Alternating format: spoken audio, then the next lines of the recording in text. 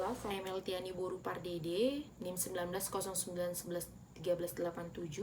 Dalam video kali ini saya akan menyampaikan mengenai pendapat salah satu tokoh dalam mazhab sejarah, yaitu von Savigny, atau nama lengkapnya yaitu Friedrich Karl von Savigny, yang merupakan seorang ahli hukum dan sarjanawan yang berasal dari Jerman. Von Savigny dalam karangannya menegaskan bahwa hukum itu tidak dibuat tetapi tumbuh dan berkembang bersama masyarakat. Pandangannya bertitik tolak bahwa di dunia ini terdapat banyak bangsa dan tiap-tiap bangsa tersebut memiliki suatu jiwa rakyat.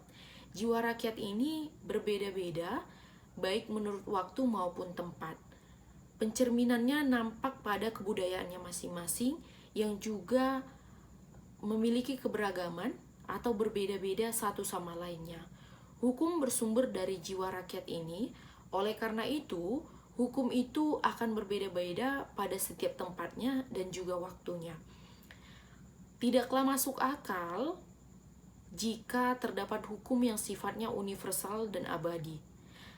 Selanjutnya, von Savigny mengatakan bahwa apa yang menjadi isi dari hukum itu ditentukan oleh pergaulan hidup manusia dari masa ke masa.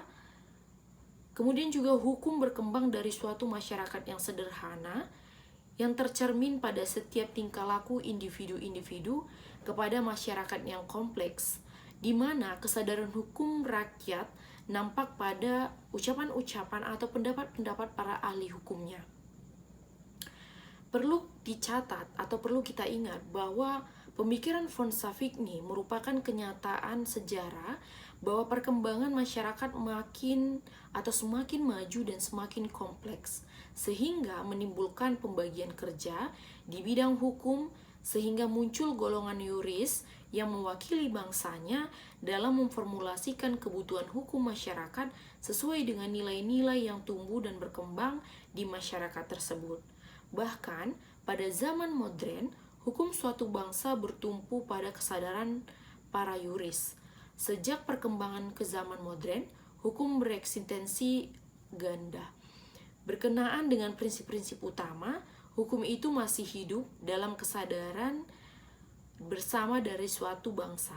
Sedangkan penjabaran dan penerapan prinsip-prinsip utama merupakan tugas para yuris melalui pengadilan atau hakim. Berdasarkan pandangan di atas, memberikan pemahaman bahwasannya hukum tidak terlepas dari perkembangan masyarakat, dari masyarakat yang primitif sampai kepada masyarakat modern.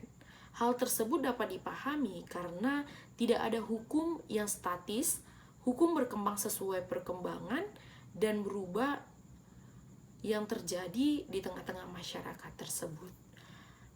Demikian penjabaran ataupun penyampaian saya terkait pendapat atau pandangan dari salah satu tokoh dalam mazhab sejarah mengenai hukum.